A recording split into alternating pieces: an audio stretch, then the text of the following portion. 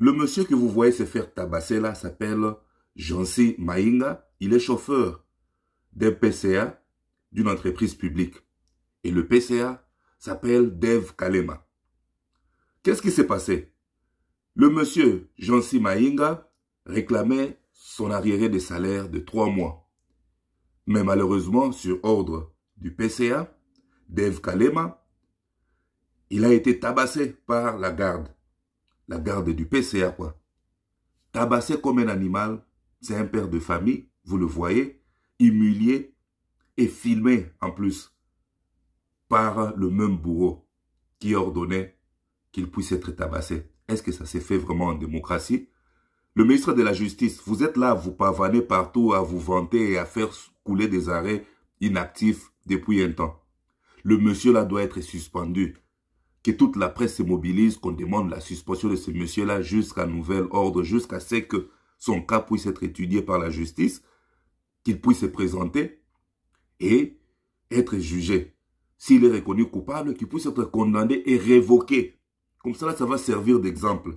Parce que dans ce pays-là, ça, c'est ce qu'on a vu sur caméra. Mais on peut vous dire, des cas pareils sont légion en République démocratique du Congo. Il suffit que vous ayez un espace d'influence et vous pouvez manipuler tout le monde, vous pouvez maltraiter tout le monde, vous pouvez malmener tout le monde. Il suffit que vous ayez une connaissance, vous payez à un militaire de l'argent ou à un policier pour qu'il vienne vous torturer. Et puis vous aviez dit que non, la torture va se terminer. Tout ça, vous pensez que vous êtes en train de vous vanter. Vous êtes en train de tuer la politique de votre chef de l'État. Parce que là, ça rentre dans le score des atteintes aux droits de l'homme sur le plan international. Vous êtes en train de faire du mal à la République démocratique du Congo que vous voulez que les investisseurs puissent venir investir, que les gens puissent venir mettre leur argent. Parce qu'il y a de ces gens-là qui ont la moralité, hein. Ils ont leur argent, mais ils disent que non, je ne veux pas investir dans un pays où les gens ne respectent pas les droits de l'homme. Je ne veux pas aider un gouvernement qui ne respecte pas les droits de l'homme. C'est vraiment regrettable et trop malheureux ce que vous êtes en train de faire.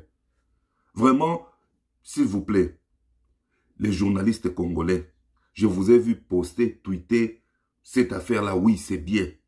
Mais, je vous en prie, en masse, vous tous, pendant plus d'une semaine, mobilisez-vous à chaque jour, tweeter, taguer les responsables, demandant que ce monsieur-là soit suspendu et qu'il puisse être entendu le plus vite possible. Et s'il est reconnu pour coupable, qu'il puisse être révoqué de ses fonctions immédiatement. Qu'il puisse être révoqué.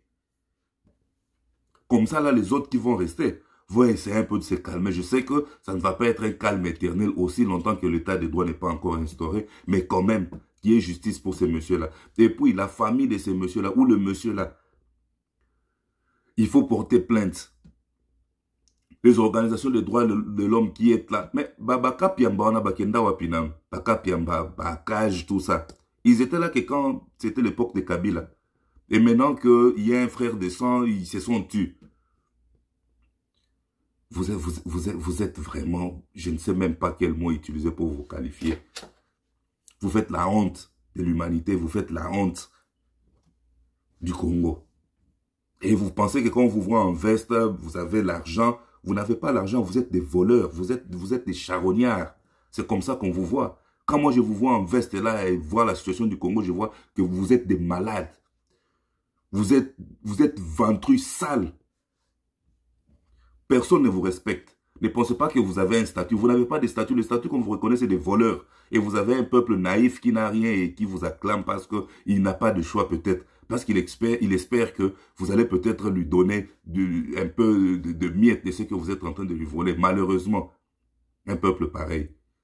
Et vous pensez que non, je suis là, j'ai été en Europe, tout ça. Quand on vous regarde, on vous voit de la merde. Vous ne représentez rien du tout. Vous êtes des voleurs en veste. Des malfaiteurs là.